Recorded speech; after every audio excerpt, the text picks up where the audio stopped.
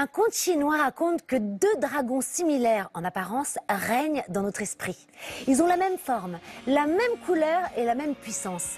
Ils paraissent identiques, mais ont pourtant une différence majeure. L'un va plutôt chercher l'obscurité et l'autre la lumière. La question que nous pose ce conte chinois est: quel est le dragon que vous décidez de dompter? Aujourd'hui, je reçois justement deux sœurs qui ont bien compris le pouvoir de l'esprit. Comme leur sœur Anne Romanoff, elles ne sont pas dénuées d'humour, mais sont surtout connues pour leur talent de thérapeute en hypnose. Grâce à des exemples concrets de la vie quotidienne, je vous propose d'aller dompter ce dragon pour se libérer de ces prisons mentales qui empoisonnent nos vies et qui nous empêchent d'avancer grâce à une technique révolutionnaire qui ouvrirait les portes d'un plus grand bonheur. Vous êtes prêts? Alors c'est parti, bienvenue dans le MAC qui fait du bien.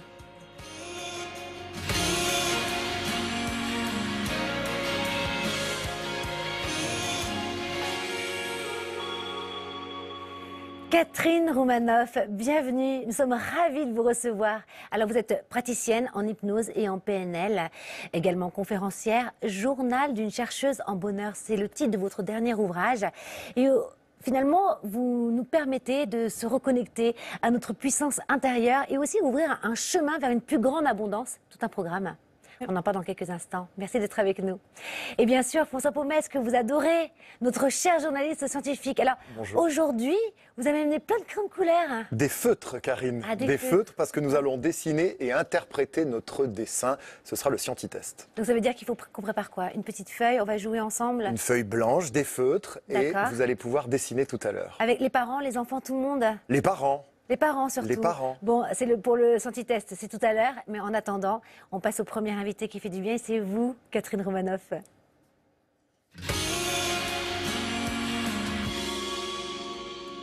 Catherine Romanoff, alors votre programme fait rêver, parce qu'il serait possible, grâce à l'hypnose, finalement, de reprogrammer sa vie, de devenir plus heureux, plus joyeux, plus optimiste.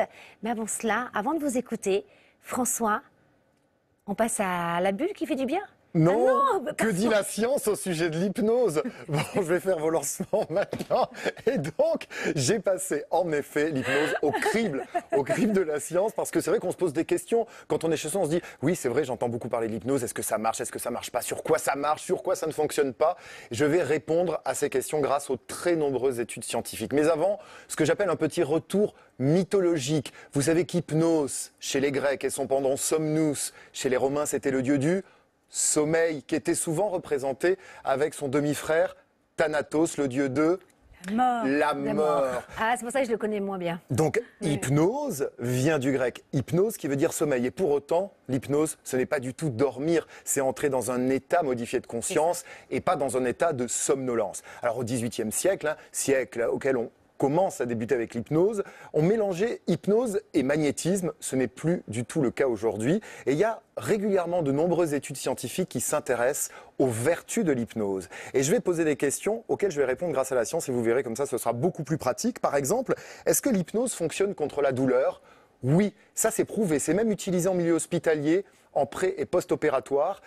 L'hypnose a des vertus tout à fait prouvées pour soigner quelques douleurs.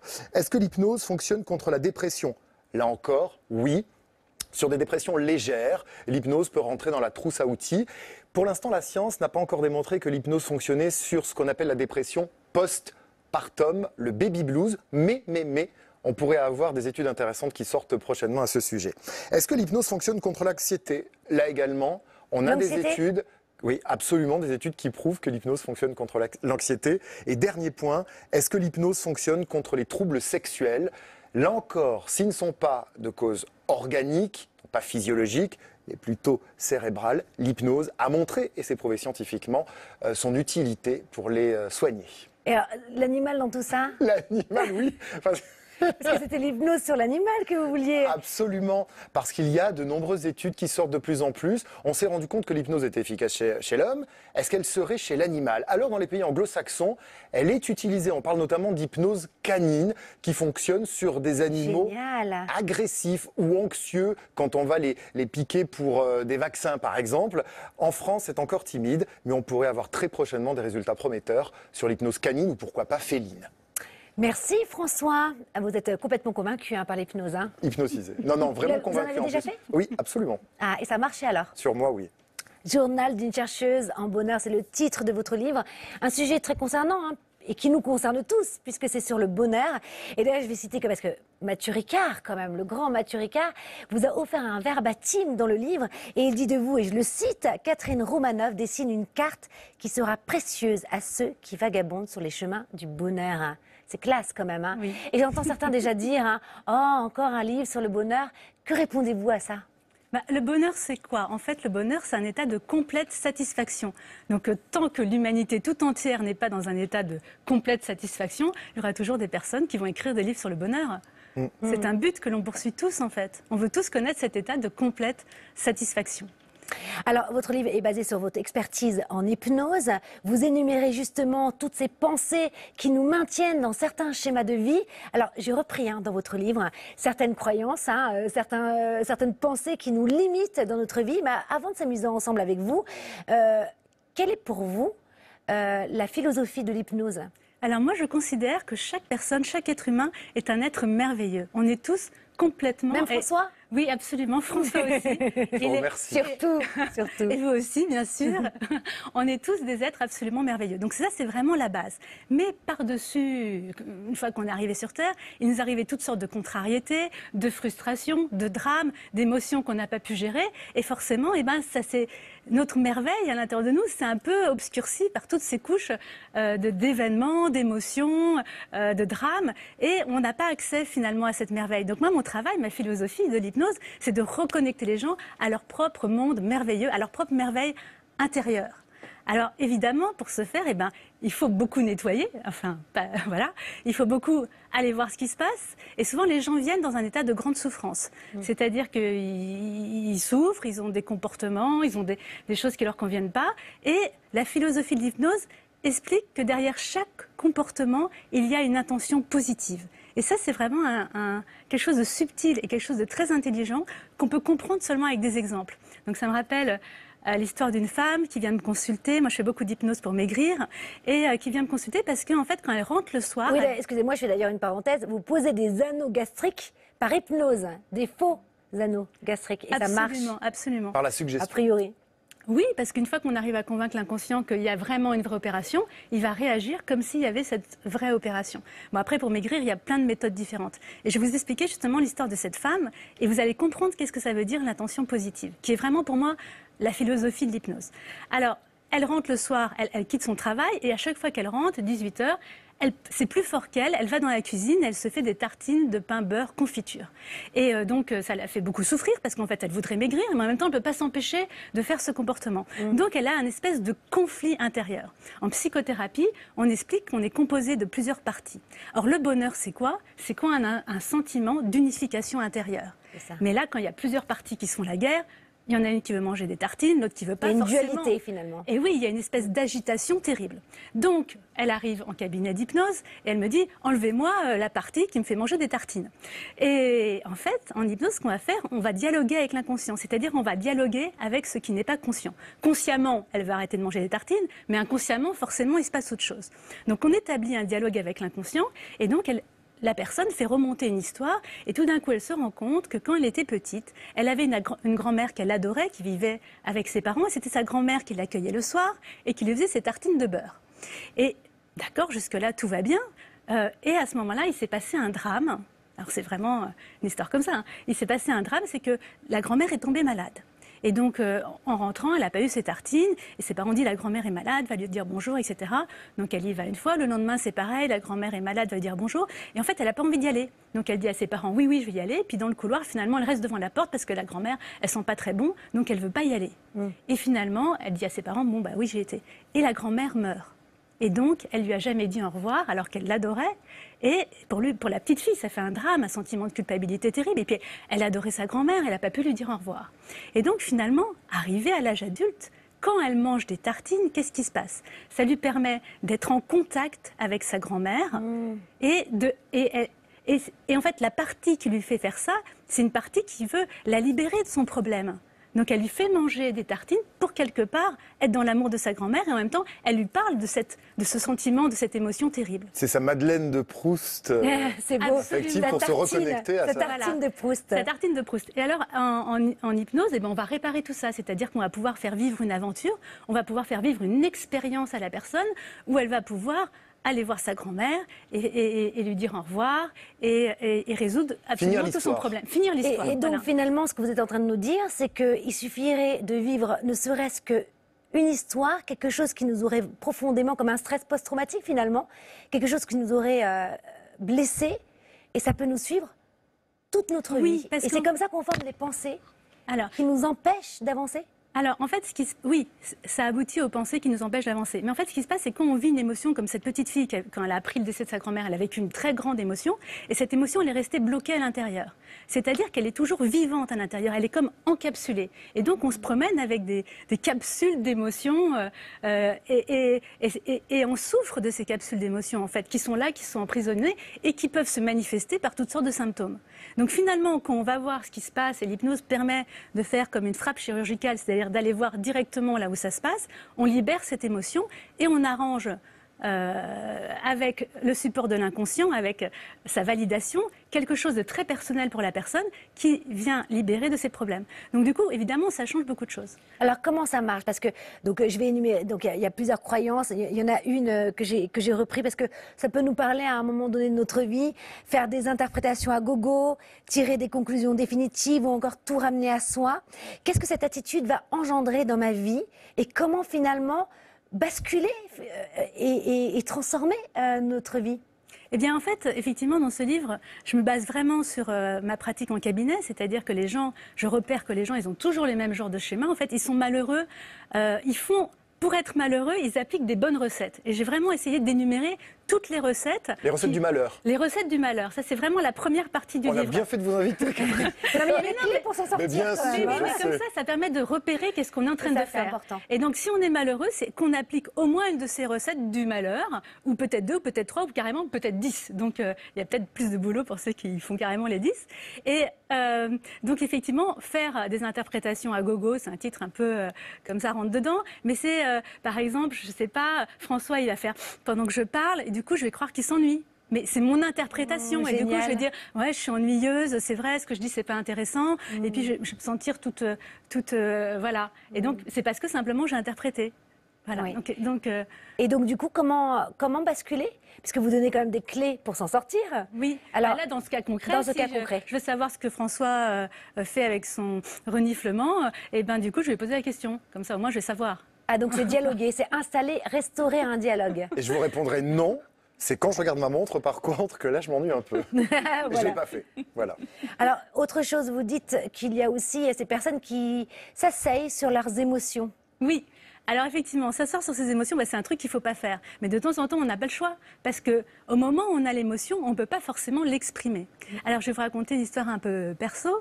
Parce que moi, je fais beaucoup d'hypnose et j'ai une collègue, enfin, on se fait des échanges, je travaille beaucoup sur moi. Et donc, il n'y a pas si longtemps que ça, j'ai retrouvé une scène qui s'est passée avec ma sœur Anne, il y a carrément 45 ans. Waouh! Et alors là, c'est un scoop, alors, à l'antenne. C'est un scoop, c'est hashtag balance ta sœur célèbre à la télé. Génial! Donc voilà. Donc, Anne Romanoff, hein, on vous embrasse. Elle va se reconnaître. Donc un jour, ma sœur Anne, qui est plus grande que moi, qui a 2 ans et quelques de plus que moi, elle a pris une paire de ciseaux et elle a découpé, elle a coupé les cheveux de mes poupées. Ah, je l'ai fait, moi, ma sœur. Ça vous fait un point commun avec elle. Ouais. Non, mais moi, c'est parce que j'étais styliste déjà. Ah, d'accord. Ah oui, d'accord. Alors moi, c'est pas ce que ma sœur m'a dit. Donc moi, forcément, en tant que petite fille, j'ai eu un choc terrible. Je trouvais que c'était extrêmement violent. C'est une espèce d'agression. Bon, évidemment, c'est pas sur ma personne, mais c'est sur les objets que j'aime. Bien sûr. Et donc, elle a justifié son acte en disant, écoute, voilà, tu comprends, après la guerre de 45, les femmes qui avaient collaboré avec les Allemands, on leur avait coupé les cheveux. Non, mais elle est géniale, Anne. Elle est géniale. Donc, c'était des poupées collabos. Pourquoi? On se demande. Pourquoi les poupées auraient couché avec des Allemands? Je ne sais pas. Mais en tout cas, voilà. Et donc, moi, en tant que petite fille, je vois ma sœur, que je trouve plus puissante que moi, qui a toutes ces infos sur les choses que moi, je ne savais pas qu'il y avait la guerre, je ne savais pas qu'il y avait des collabos, je ne savais pas qu'on rasait la tête des femmes. Vous l'avez pris pour vous? Non, c'est-à-dire que du coup, c'est développé une croyance comme quoi elle sait tout. Elle a toutes les explications et moi, je sais rien. Et donc, du coup, je suis complètement démunie et j'ai pas pu sortir mon émotion à ce moment-là. Et donc, il y a quelques jours, j'ai retrouvé l'émotion que j'ai eue à cette époque-là. Donc, elle était bien encapsulée. Elle était restée vraiment comme un petit sachet d'émotions. Et tout d'un coup, pof, on l'ouvre et j'ai pleuré. Alors, je vais pas dire comme une petite fille, puisque justement, la petite fille n'a pas pleuré. J'ai pleuré et je me suis libérée de cette émotion. Et ça change la vie. Parce que du coup, ma croyance, elle change. Ma sœur, ok, elle fait ce qu'elle veut, tout le monde fait ce qu'il veut, mais moi, je suis quelqu'un qui peut comprendre, qui peut faire, qui peut agir. Je suis pas une pauvre petite fille qui sait rien. Voilà.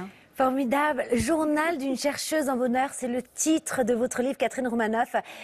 Superbement bien illustré par vous d'ailleurs, parce que vous avez tellement d'humour. Mais ça, c'est vraiment propre au Romanoff. Hein. C'est incroyable. Hein. On va recevoir votre sœur dans quelques instants aussi. On va continuer cette discussion sur toutes ces croyances limitantes. Nous, on sait que votre croyance limitante, c'est la science, hein, François. Alors, juste avant, quand même, on va s'amuser ensemble. On va recevoir le coup de cœur qui fait du bien. C'est Chris Semet, qui est chiromancien. On va s'amuser à lire dans les lignes de la main. Vous aimez savoir un peu ce qui se passe dans le destin? Alors vous allez pouvoir regarder en coulisses. On se retrouve tout de suite.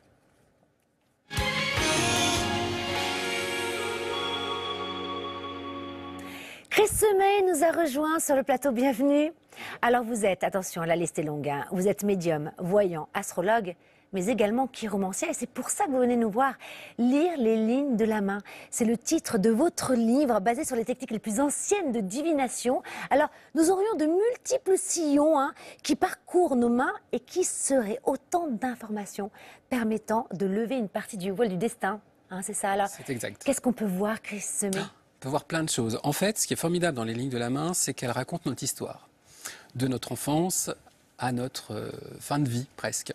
Hein, donc, en fait, elles parlent de nous, les mains. Nous avons chacun des mains uniques. Donc, vous, moi, François, on ne partage pas les mêmes lignes de main, pas la même forme de main.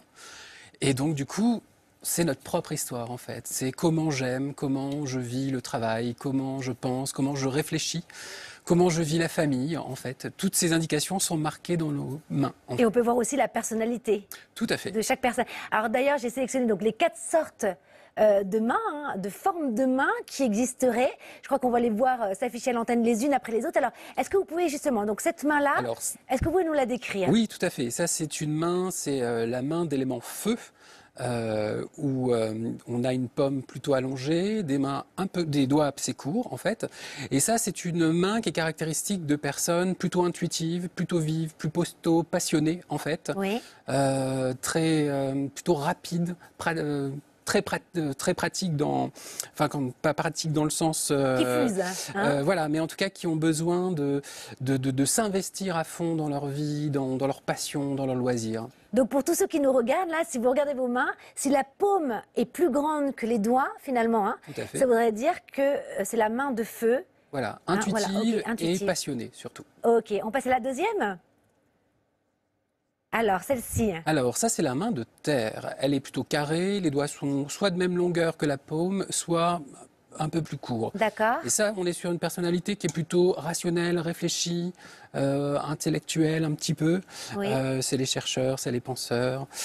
C'est un peu la main qu'on retrouve chez François, d'ailleurs. Ah oui, parce qu'on va s'amuser tout à l'heure. Parce que j'étais en train de me dire, tiens, j'ai l'impression que c'est subtil, hein, les différences. Oui, elles sont subtiles. Alors après, on peut avoir un mélange. Ah, c'est ça. Voilà, on peut être feu et en même temps terre. Tout à fait. Ok, mais c'est ça, pour ça, on peut lire votre livre où on retrouve vraiment les vrais symboles. Alors, on continue sur la troisième main. Alors ça, c'est la main R, allongée, doigts courts. Donc là, on est sur des personnes plutôt intellectuelles, plutôt communicatives, qui ont besoin d'échanges, qui ont besoin de contact, en fait. D'accord. Et donc la dernière? Donc la main Do, en fait, c'est une main qui est un peu allongée. Et pour le coup, on est sur des personnes émotives, sensibles, rêveuses. Alors allongée, ça veut dire quoi? C'est que la paume des mains est aussi grande que les doigts? Alors les doigts sont souvent un tout petit peu plus longs. Encore plus longs, voilà. Les mains de pianiste. C'est un petit peu, alors vous êtes entre l'eau et l'air, donc, mais voilà, on a les doigts souvent... Vous êtes tout vapeur. Voilà, c'est un peu ça. Mais souvent, on dit que effectivement, les mains allongées, c'est souvent les mains de pianiste, effectivement, les mains d'artiste en fait. Alors justement, on va s'amuser un petit peu. Déjà, nous avez demandé de photographier nos mains, à celles de François et les miennes. Comme ça, vous allez pouvoir aussi vous amuser chez vous. Peut-être nous montrer sur nos mains quels sont les points qu'il faut regarder. surtout les lignes les plus importantes, oui, parce qu'il y en a Alors, tellement. Les lignes qu'il faut regarder, c'est... Donc François, c'est en haut, hein. Voilà, c'est en ça. haut. Alors, ligne qu'il faut regarder chez François, par exemple, c'est la ligne de cœur. C'est la première qu'on voit en haut. Donc, elle se situe ici. La ligne Donc, de cœur, montrez elle bien, parle... parce que là, donc on voit pas bien. juste non, ici. devant moi, voilà, c'est Voilà. ça, ici. Juste ici, en fait, c'est la première ligne. Et elle parle de notre manière d'aimer, de nos amours, de notre vie intéressant, sentimentale. François. Ça m'intéresse, Voilà, Chris. savoir combien de couples vous avez eu, par exemple. Il n'y a pas que ça, il y a plein d'autres lignes. Hein, mais en tout cas, ça retrace notre parcours sentimental. Après, il y a Alors attendez, parce qu'on va continuer sur la ligne de cœur. Donc ça retrace notre vie sentimentale, mais ça nous donnerait aussi la tendance vers l'avenir. Tout à fait. Alors sur François, par exemple. Alors, sur François, par exemple, j'avais noté... Elle parle pas, ma ligne de cœur? Si, elle parle. Alors, Elle doit être stable. De toute façon, on est sur une main carrée, donc une main de terre, on est plutôt comme ancré, en fait. Donc, on a besoin de s'ancrer dans une relation. Hein, de se stabiliser. Il y a deux choses. Il y a visiblement une grande relation entre 30 et 40. Et une autre relation après 40 ans. Voilà. Si on peut Ça va, où vous êtes décrypter, sauvés, tout va bien, hein? Tout va bien, alors je suis au milieu parce que j'ai 40 ans, donc là, C'est ça, entre ça veut les dire deux. que c'est bien, là.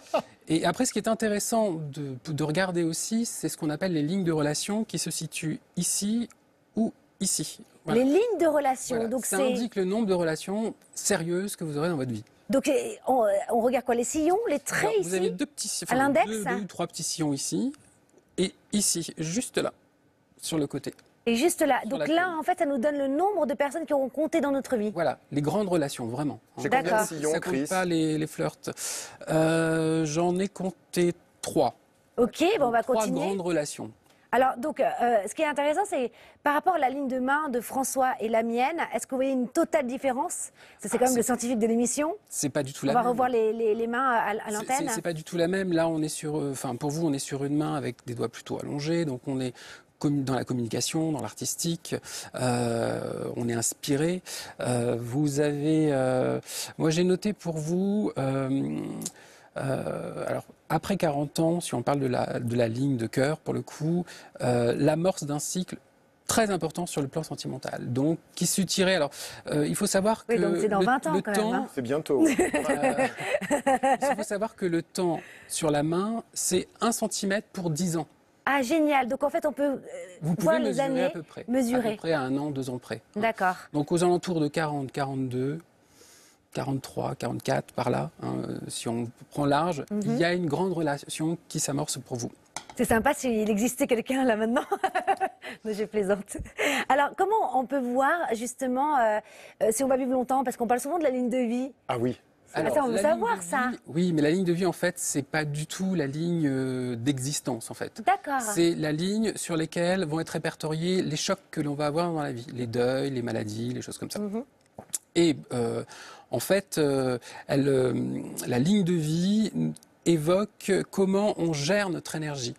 En fait. Hein, par contre, les bracelets qu'on a là, ici, Les bracelets, vous voulez dire dessinés, hein? les dessins qu'on a là, ouais. en fait, les sillons qu'on a là, alors soit ils sont souvent au nombre de 3 ou de 2.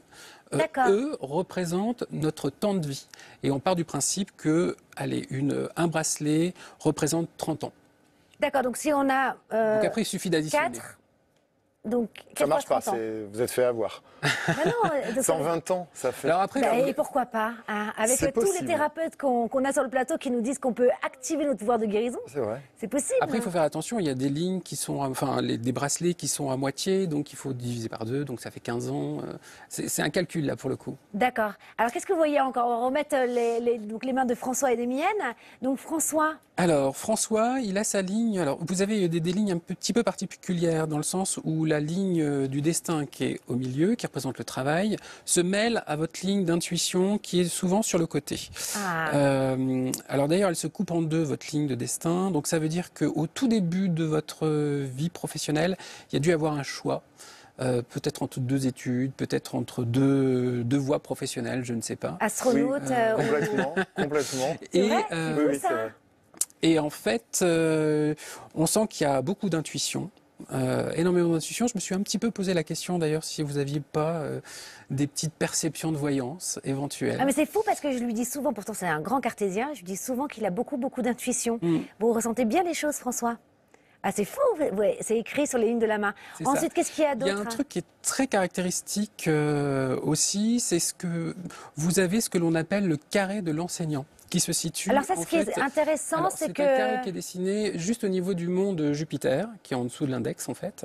Et le carré de l'enseignant, c'est souvent les personnes qui sont pédagogues et qui peuvent être enseignantes. Vous l'avez senti? C'est ça. Ça, c'est vrai en plus. Alors, en switch, on va remettre les mains à l'antenne, comme ça. Alors, switcher, montrez-nous un peu la différence avec les deux mains, et pour que les gens puissent aussi s'amuser à la maison. Qu'est-ce qu'on peut voir par encore? exemple, chez vous, vous avez le mont de la Lune qui est ici, qui est particulièrement développé. Le mont de la Lune, Voilà. j'aime beaucoup. Là, vous avez Vénus au niveau du pouce, et en face, vous avez la Lune. D'accord. C'est-à-dire, Vénus parle de l'amour, comment vous aimez, comment vous séduisez, et la Lune représente votre imaginaire. C'est aussi la spiritualité. Donc, alors, je montre à l'antenne. Le mont de la Lune serait ici? Il est un tout petit peu plus bas. Un peu plus Voilà, bas. ici. C'est quoi, quand c'est bombé? Alors voilà, quand c'est bombé, en fait, ça veut dire que le mont est plus important. Vous avez des mains qui sont toutes plates. Oui. C'est-à-dire que les monts ne ressortent pas. Vous avez le mont Jupiter, par exemple, qui est en rapport avec la réussite, qui est en rapport avec comment je m'intègre dans la vie sociale, qui est très important. Donc après, il faudrait regarder les signes qu'il y a dessus. Vous avez le mont de Mercure, qui représente la communication, qui est très important aussi. Et le mont de la Lune, alors, qui est là, c'est quoi? C'est la sensibilité, c'est le rêve, c'est la spiritualité, c'est aussi l'intuition. Bon, je me suis pas trouvé de métier, alors. Non. En tout cas, d'émission. Non. C'est surtout ça. Et en même temps, c'est vrai que la Lune, c'est aussi le public. Ah, ça veut dire quoi? Ça veut dire qu'on est en relation avec le public. C'est ça, tout à fait. Qu'est-ce qu'on peut voir encore de croustillant? Ah si, il y avait le mont de Vénus, c'est aussi la sensualité, il me semble, Oui, non? c'est la sensualité C'est l'affectif, et hein. c'est comment on aime en fait. Donc plus vous avez un mont important, plus vous êtes passionné dans vos amours, par exemple. Faites voir, François. Vous voulez voir quoi? C'est votre mot? Il est normal. Ah, il est normal, mais ça ne m'étonne pas. Il y a un truc qui est très intéressant aussi sur votre main, c'est que vous avez ici un petit renfoncement. Ici? Voilà, tout à fait. Une Un tout petit petite peu, boule. non, juste en dessous. Voilà. Et ça, c'est ce qu'on appelle le signe de l'entrepreneur. C'est-à-dire que souvent, ces personnes-là montent leur entreprise ou ont besoin de multiplier les projets dans leur vie. C'est fou, parce que vous avez une boîte de production aussi. Oui, une agence de presse. Oui. Donc, pour l'instant, c'est tout juste. Hein. Et donc, du coup, est-ce que ça se vérifie sur nos mains que nous avons un scientifique à mes côtés? Et oui. Et oui. Au niveau une des main formes, terrienne, donc terrienne, réfléchie, une main terrienne. terre à terre, dans la pensée rationnelle, justement. Et on parle aussi beaucoup de chiromancie médicale. Alors, qu'est-ce que c'est? Alors, la chiromancie médicale, on s'appuie sur les mains pour repérer les manques, les faiblesses que l'on peut avoir au niveau du corps, en fait. D'accord. Et ça, pareil, la médecine chinoise, c'est une sorte de médecine chinoise? Alors, en fait, la chiromancie a commencé comme ça. C'est-à-dire que la première chiromancie, c'est décrypter les lignes de la main pour connaître nos faiblesses physiques et pouvoir y pallier, en fait. Et alors, vous me disiez aussi que j'avais des mains de sorcière. Ah non, vous n'avez pas les mains de sorcière. Vous me laissez sur ça, en fait. Vous avez ce qu'on appelle le bracelet du sorcier, en fait. Donc ça, ce serait... ceux qui nous regardent, c'est que des traits très marqués, en fait, extrêmement marqués. Et souvent, c'est un signe de protection, de chance, notamment dans les épreuves ou dans la vie, tout simplement. C'est vrai que j'ai Mais vous n'avez pas que ça. François et vous, par exemple, vous avez 2 triangles qui sont inscrits au centre de la main. Et là, c'est pareil, c'est un signe de protection, c'est un signe de chance. Formidable, on a une pyramide. Pour me protéger, vous avez le bracelet, non pas des sorcières, mais de la fée, puisque ça porte la bonne fortune. Bon, c'est passionnant. De toute façon, moi, j'ai été passionnée par votre livre. On apprend plein de choses et finalement, ça se vérifie vraiment au niveau de la personnalité. Oui. Et donc, ça pourrait, pour conclure, ça nous aiderait pour mieux connaître les autres? Mieux connaître les autres, mieux se connaître soi et mieux appréhender éventuellement sa vie. Est-ce que les lignes de la main changent au fur et à mesure, puisqu'on est quand même on a le libre arbitre? Alors oui, les lignes de la main changent. Par exemple, la ligne du destin qui est au centre, vous ne l'avez pas quand vous êtes jeune ou elle est toute petite. Elle commence à apparaître aux alentours de 17, 18, 19 ans. Et en fait, ce qui est intéressant sur la ligne du destin, c'est que quand elle commence, ça marque le premier contrat de travail. C'est ça, vous me disiez d'ailleurs que votre neveu, je crois, il n'y a pas encore les lignes. Tout à fait, elles ne sont pas dessinées. Elles ne sont pas dessinées encore. Il y a la ligne de cœur, la passionnant. ligne de vie, mais pas celle du destin pour le moment. Lire les lignes de la main, c'est le titre de votre livre. Merci d'être venu nous voir, Chris Semet. Merci à vous. Alors tiens, comme vous êtes du coup, a priori, peut-être un médium. Hein, Un oracle. vous êtes, un oracle, c'est l'oracle que vous venez de sortir, le Persil Normand. Voilà. Et vous allez vous tester, vous me direz si ça marche pas. Vous voulez que je fasse? Je l'appellerai pour mon destin. Très bien. Même si je pense le connaître. J'ouvrirai un petit cabinet et je regarderai comment ça fonctionne tout ça. Merci beaucoup. Merci Chris. beaucoup. Merci à On vous. continue avec une autre sœur Romanoff. C'est Valérie, que vous connaissez bien dans l'émission. On va parler des croyances limitantes qui nous empêchent d'être heureux. On va faire du pratique. Vous allez voir, c'est super. À tout de suite.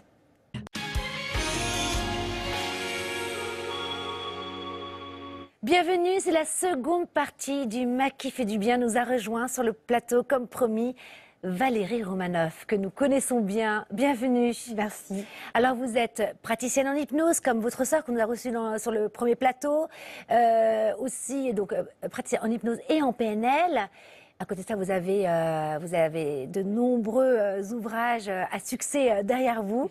Et vous venez nous présenter votre dernier livre, Les 4 croyances qui nous empêchent d'être libres. On en parle dans quelques instants. Mais avant cela, je crois que François, vous voulez teaser. Alors, il est avec ses crayons de couleur depuis tout à l'heure.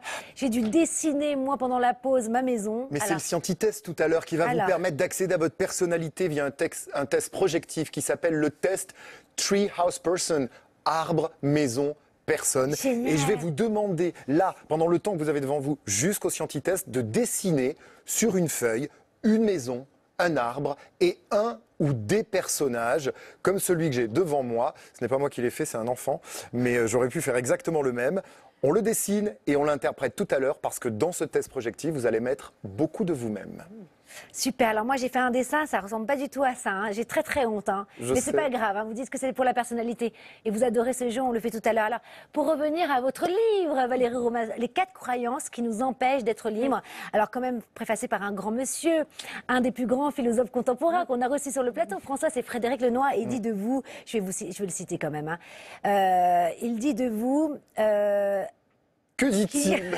Beaucoup de choses, mais on va en sélectionner une. Il dit un petit traité. Qui nous invite à lire ce petit traité de libération et donc de joie. Alors, les 4 croyances, ça m'a interpellée. Pourquoi 4 et pourquoi pas 5, 6, 7? Par exemple, je suis sûre que des croyances limitantes, François, vous en avez au moins une bonne centaine, non? Des croyances limitantes, beaucoup.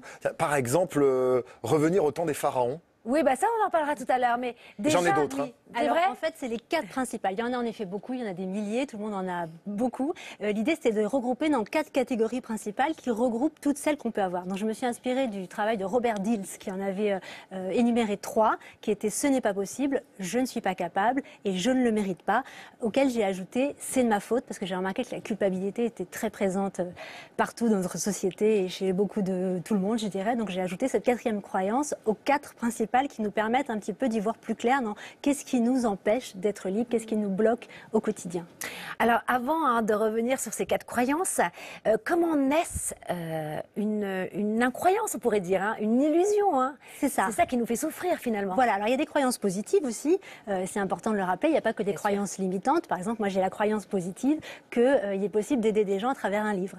Vous avez sans doute la croyance aidante qu'il est possible d'apporter du bonheur ou du bien-être aux téléspectateurs, n'est-ce pas? Oui. Donc c'est important de se dire qu'on a aussi des croyances quand même positives. Et on en a qui nous limitent. Donc celles qui nous limitent, comme les autres, en fait, on les a acquises, elles sont nées à un moment donné où on a vécu quelque chose qui était impactant émotionnellement et qui a créé cette croyance. C'est-à-dire, pour comprendre ce qui nous arrivait, on a voulu tirer une conclusion de ce qui nous arrivait, on a voulu donner du sens à ce qui nous arrivait. Et donc on s'est dit inconsciemment, il m'arrive ça parce que. Et c'est ce parce que qui fait qu'on donne du sens à la vie. On a besoin en fait d'avoir du sens et de comprendre les choses. Et souvent on les comprend soit de travers, soit on tire des généralités. C'est-à-dire qu'à partir d'une expérience, on va croire que toutes les expériences qui ressemblent à celle-là vont être pareilles. Et c'est là où ça devient une croyance, quand ça se généralise à tout un tas de choses. Alors, heureusement, on peut se libérer de ces prisons mentales. Est-ce qu'il existerait un exercice qui engloberait finalement ces 4 croyances avant qu'on les aborde une par une? Est-ce que là, avec les téléspectateurs, vous pouvez nous donner un exemple que vous rencontrez avec un patient et finalement qu'on pourrait faire dès qu'on a une croyance limitante qui nous empêche d'avancer?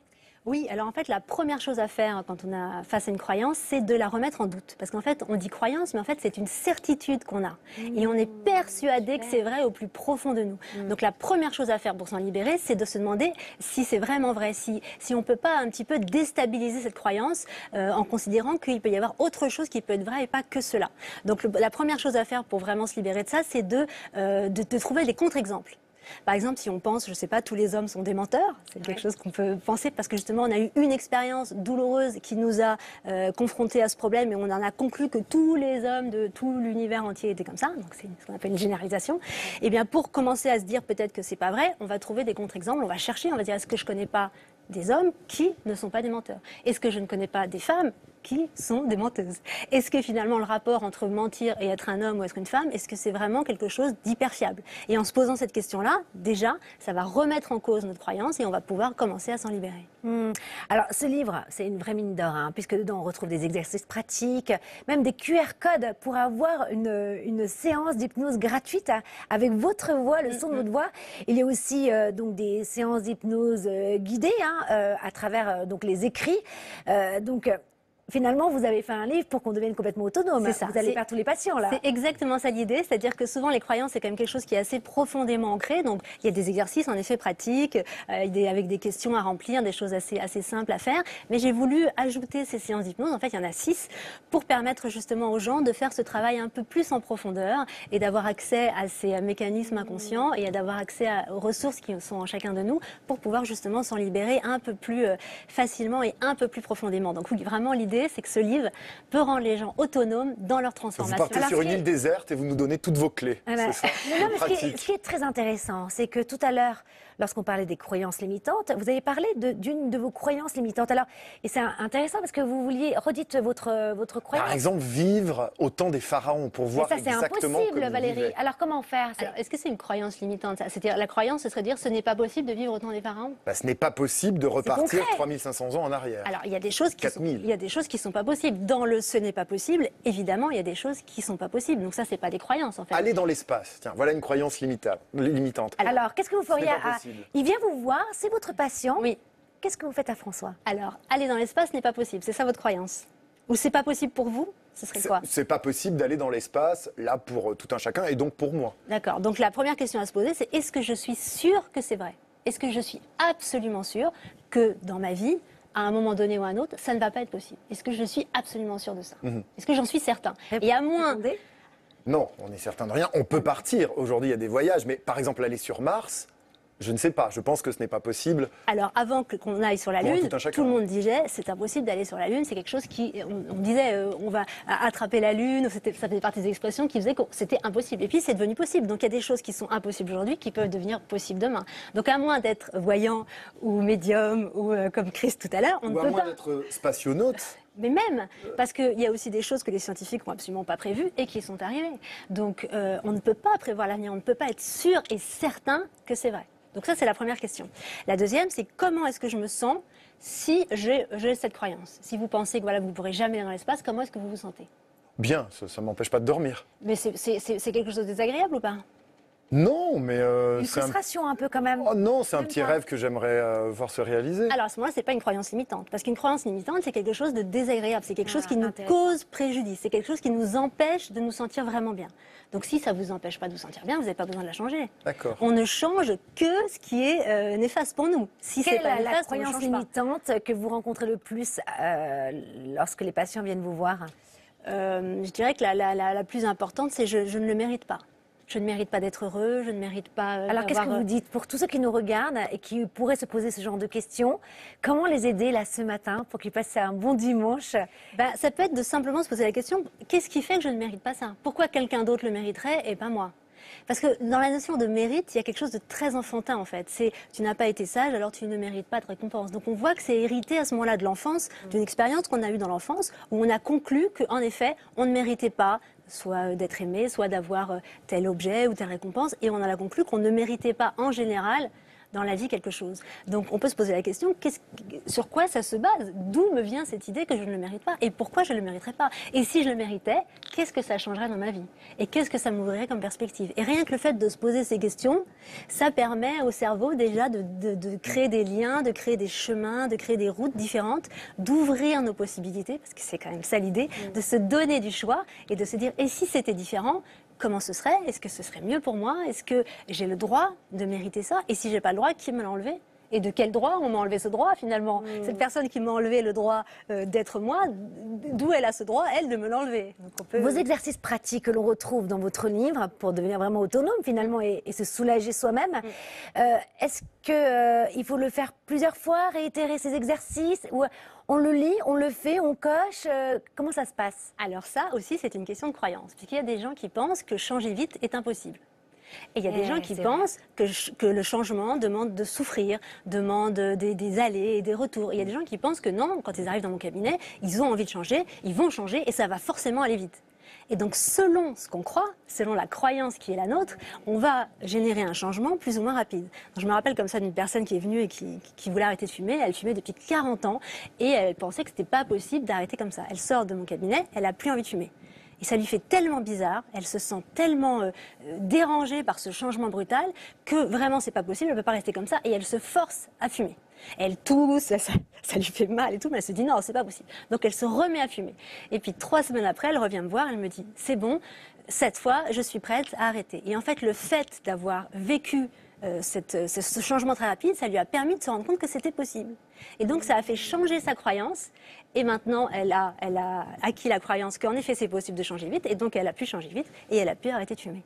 Alors, vous dites que le danger, c'est que lorsqu'on nourrit une croyance, eh bien, les 3 autres croyances peuvent s'enchaîner, en fait, effet boule de neige. C'est ça. Alors, expliquez-nous le principe, justement, de ces 4 croyances, si vous voulez bien les réénumérer d'ailleurs. Bien sûr. Donc, la première, c'est ce n'est pas possible. Donc, quand on pense ce n'est pas possible, ça coupe, en fait, toute possibilité d'action. Je me rappelle d'une personne qui est venue il n'y a pas très longtemps, qui me dit, voilà, moi, je voudrais changer de travail, mais j'ai 50 ans, donc ce n'est pas possible.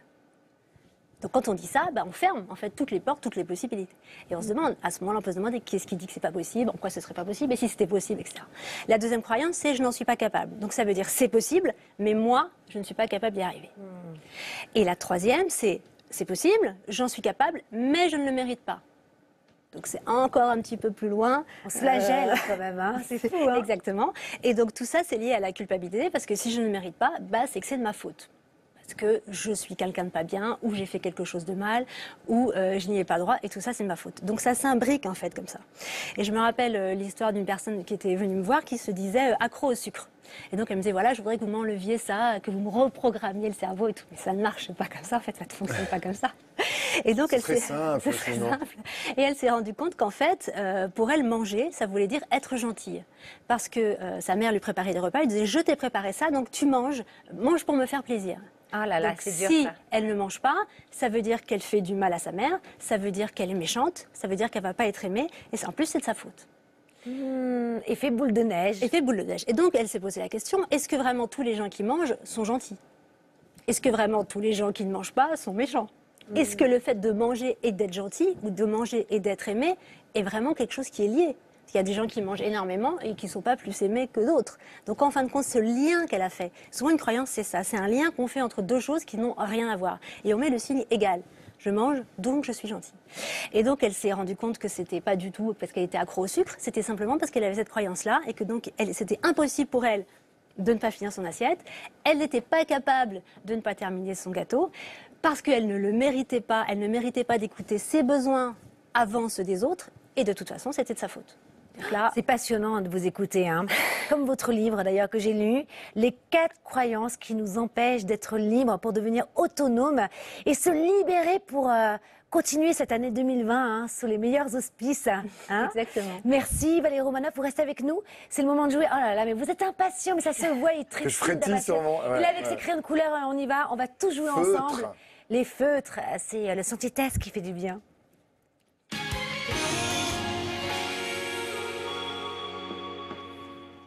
Alors François, petit test récréatif, bien sûr, basé sur des données scientifiques. Et aujourd'hui, c'est quoi ce test? Alors, j'ai ressorti un test, un vieux test des cartons. Il a été élaboré par le psychologue John Buck en 1947, mais il est encore utilisé parfois par certains psychologues cognitifs ou même dans des cadres de recrutement. Ça s'appelle le dessin, Oui. personne, maison, arbre. On demande, en fait, aux patients de dessiner ou aux candidats sur une feuille A4 avec plein de feutres ou de crayons de couleur. De toute façon, le potentiel artistique ne compte pas. On lui demande de dessiner cette scène, ce que vous avez fait peut-être chez vous tout à l'heure. Et ensuite, on interprète. Alors là, j'en fais une interprétation récréative parce que normalement, ça prend beaucoup plus de temps. On regarde comment la personne dessine, on pose des questions. Pourquoi tu dessines ça comme ça ou pas? Mais là, je vous donne des clés pour comprendre ce qu'est un test projectif. Pourquoi projectif? On en parle assez souvent de ces tests-là, parce que vous projetez à l'intérieur du dessin des éléments de votre personnalité ou de vos relations sociales. Ah, Alors génial. donc, le dessin que j'avais montré en exemple est celui-ci. Je sais Vous pas si on le riez voit bien. déjà. Est-ce qu'on le voit bien à l'antenne? Non, mais on va le voir dans quelques secondes. Parfait. Ça, c'est le dessin que j'ai montré en exemple pour permettre aux gens de s'inspirer. Et maintenant, je vais prendre le dessin de Karine. Oui, mais c'est pas juste, je l'ai fait pendant la pub. Non, mais que il m'a vous avez demandé en fait 2 secondes. très rapidement, mais il est tout à fait interprétable parce que le potentiel artistique ne compte pas. Donc on voit ici un arbre, on voit ici Non, alors, les plein personnages. d'arbres, c'est de la forêt, c'est une forêt tout autour de la maison. C'est une forêt et la maison. Alors chaque élément représente évidemment des composantes de votre personnalité. Ah, génial. Donc en fait, je suis schizophrène. Non, la première chose qu'on va regarder par contre, c'est la position du dessin dans la feuille. Ouais. Est-ce que vous avez fait un tout petit dessin ou un grand dessin? Les personnes qui sont plutôt timides, qui n'ont pas confiance en elles. Alors tout ça, ce sont des composantes qui ne s'additionnent pas. Ça peut être l'un ou l'autre, ou simplement des personnes qui ne sont pas expansives vont avoir tendance à ramasser le dessin au centre ou sur un coin de la feuille, alors que quelqu'un qui est bien dans sa peau et ou expansif va avoir tendance à faire un grand dessin. Alors ensuite, les éléments pris séparément. On va commencer par cette maison qui va représenter vous dans la bulle sociale ou familiale. Alors cette maison, donc, si on arrive à considérer que c'est une maison, mais c'est une maison C'est de une bois. maison en bois, en pleine forêt. C'est artistique, en fait. C'est les nouvelles maisons écologiques. Oui, tout à fait. La maison, la taille de la maison va représenter aussi l'importance que vous accordez à ces relations sociales. Là, cette maison, elle prend pratiquement la moitié de la feuille. Donc vous êtes une personne qui, socialement, est très impliquée. La famille, les parents, les amis ont une importance capitale. Ah bah oui. Alors ce qui est très intéressant, c'est que vous n'avez pas dessiné de porte. Or la porte, c'est un élément important du dessin. C'est que des fenêtres, vous avez Non, vu? une porte grande, vous accueillez, peut représenter surtout une grande dépendance aux autres. Vous n'avez pas de porte. Incroyable. Vous n'êtes pas dépendance, par Pas contre du vous avez tout. fait de grandes fenêtres et ça c'est important les fenêtres parce que ça représente C'est aussi génial, hein. l'ouverture que vous avez sur le monde. Vous accueillez Eh ben, dis grandement. donc. Fenêtre mais de l'âme, c'est voilà, ça? vous accueillez et vous donnez aussi. Alors, Waouh, dis donc, il y avait des pièges quand même, hein, heureusement. il y a des pièges. Le deuxième élément, c'est l'arbre. Ça va représenter la profondeur de votre personnalité. Ce que vous ne voulez pas toujours dire. On va regarder le tronc. Le tronc, est-ce qu'il est droit, ancré, posé dans le sol comme une personnalité c'est droite drôle. et pas trop flexible? Alors là, je dirais que c'est intéressant parce que ce qu'on regarde souvent, c'est est-ce que le tronc est courbé? Et ça veut dire des personnes qui sont plutôt très flexibles, avec des personnalités assez simples finalement. Donc, mais votre arbre, si vous voyez, il est posé au milieu de la feuille, il flotte. Ah, c'est ça, dans Personnalité les airs, oui. flottante, j'ai envie de Ah, dire c'est que c'est drôle, aussi hein. comme s'il était courbé. Donc vous avez une personnalité qui est finalement comme le gré du vent, le gré du courant. Elle peut C'est génial. s'acclimater facilement aux autres. Ouais, donc ça va, je suis bien alors. Oui, là vous êtes bien. Le feuillage aussi, c'est important. C'est les idées, les concepts. Les personnes très créatives ont tendance à avoir beaucoup de feuilles avec D'accord. des branches, etc. Alors là, c'est un arbre soleil. C'est un arbre qui irradie, il est de ce côté. Et c'est assez intéressant aussi à analyser. Et dernier point, le bonhomme que vous avez dessiné, ou les bonhommes. Alors ça, c'est plutôt un ou des autoportraits de votre personnalité fantasmée ou celle que vous êtes. Alors, il y a plusieurs éléments à analyser. La taille de la tête, par exemple. Est-ce D'accord. qu'elle est importante? Une grande tête, ça va plutôt représenter des personnes qui réfléchissent beaucoup, qui vont s'imaginer comme parlant Génial, beaucoup aux incroyable, gens, hein. intelligentes, etc. Alors, vous avez une tête tout à fait normale. Et j'aime bien aussi analyser la bouche. Donc j'ai pas la grosse tête. ça, c'est Non, pas- alors il n'y a pas de bouche et pourtant la bouche c'est l'organe par lequel on va parler, une bouche ouverte, une bouche qui sourit, c'est aussi une bouche qui C'est le soleil hein, où j'ai mis la bouche. vous avez appelle la vu communication. Dernier point chez vous, une ligne droite pour dessiner la bouche. C'est ce que les psychologues interprètent comme une certaine agressivité verbale. Ce peut être des personnes qui sont piquantes par le verbe. Là, Là, vous avez quoi? Une bouche qui sourit, mais ce sont des personnes qui, exactement, qui peuvent discuter, qui sont en mais la remonte, bouche droite, etc. c'est quoi la bouche droite alors? C'est plutôt des personnes qui vont avoir Non, tendance mais à la avoir bouche une droite, agressivité. comment vous la dessinez? Un trait. D'accord, pas arrondi. Oui, oui. D'accord. Droite pas comme ça. d'expression. ok. Voilà. Ah, Et c'est intéressant. on regarde les jambes pour voir si la personne est aussi ancrée dans la réalité, si elle flotte, si tout ça est au milieu de l'herbe ou pas, etc. Et donc, s'il y en a plusieurs, s'il y en a plusieurs, c'est une double, c'est Ça une veut dire que multiple vous êtes personne. partout. Ça veut dire que vous, Non, que c'est vous que vous avez- irradiez partout. aussi plusieurs personnalités fantasmées, la vôtre, et puis celle que vous aimeriez aussi être. C'est pour ça qu'on regarde les différences entre les personnages, mais bien souvent les Il y en a personnages une qui a des semblables. cheveux en tout cas, donc au moins je vois que je me suis quand même dessinée. C'est l'érotisme, les cheveux. On interprète Ah. la taille de l'érotisme et de la sensualité aussi par la coupe que vous avez faite au personnage. Je vais pas regarder là, On c'est va- quoi on va pas- Ça on va va dans pas tous les trop- sens. On Bon, va, allez. on va passer tout de suite, on va tirer une petite phrase puisque c'est bientôt la fin de l'émission. Alors, je rappelle que votre sœur qui est venue sur le plateau et qui nous a offert une anecdote sur Anne Romanoff, votre sœur aussi, qui était géniale. Et donc, son livre, c'est Journal d'une chercheuse en bonheur, toujours basé sur son expertise en hypnose. Et votre livre, Valérie Romanoff, c'est les 4 croyances qui nous empêchent d'être libres. Finalement, il nous faudrait les 2 ou pas? Ah oui, C'est-à-dire complètement. qu'un corrobore l'autre? Très complémentaire. Alors, lequel on lit avant? Ah bah, les deux en même temps. Les 2 en même temps, Ah mais oui. vous êtes partout vous aussi. Si vous faisiez un dessin, c'est pas possible. Allez, tirez-nous une phrase qui fait du bien. Alors, je rappelle, n'hésitez pas à nous envoyer sur l'Instagram du MAC qui fait du bien vos petites phrases qui font du bien. Alors, Instagram ou alors Facebook du MAC qui fait du bien.